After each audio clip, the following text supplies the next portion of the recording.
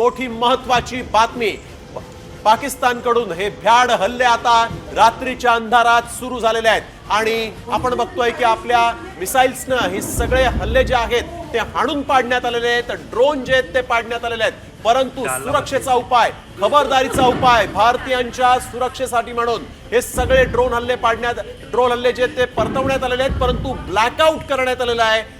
देशातल्या भारतातल्या 3 राज्यांमध्ये सध्या ब्लॅकआउट झालेला आहे, त्यामध्ये राजस्थान, पंजाब, जम्मू काश्मीर मध्ये आता सुरक्षेचा उपाय म्हणून प्रशासनानं ब्लॅकआउट केलेला आहे। यावेळी एक महत्वाची बातमी, बिथरलेला आहे पाकिस्तान आणि आता आपण बघतोय लोकवस्तीच्या ठिकाणीच ड्रोन पाठवतोय, परंतु हे सगळे ड्रोन भारतानं आता परतवलेले आहेत। हे ड्रोन जे आहेत ते परतवून लावलेले आहेत, पाडलेले आहेत। यावेळी एक मोठी महत्वाची बातमी, ड्रोन हल्ल्याचा प्रयत्न होतोय, परंतु हे सगळे ड्रोन हल्ले भारतानं आपल्या डिफेन्स सिस्टीमनं पाडलेले आहेत। भारतानं S-400 या सिस्टीमनं हा हल्ला परतवलेला आहे, परंतु आपण बघतोय हा जो पाकिस्तान आहे तो काही या ठिकाणी भानावर आलेला नाही।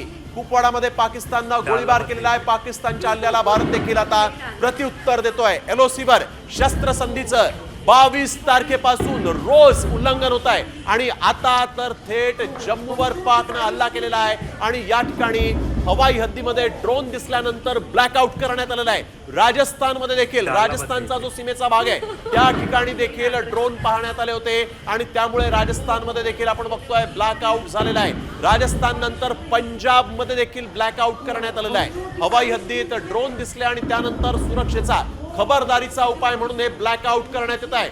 पठाणकोट आणि पुंछ मध्ये सायरन वाजण्यात आलेले आहेत। आपण बघतोय की यावेळेस पाकिस्तान आणि जम्मू मधले पाकिस्तानच्या हल्ल्यांमधून जम्मू मध्ये सुरक्षेचा उपाय म्हणून आता ही कारवाई सुरू झालेली आहे।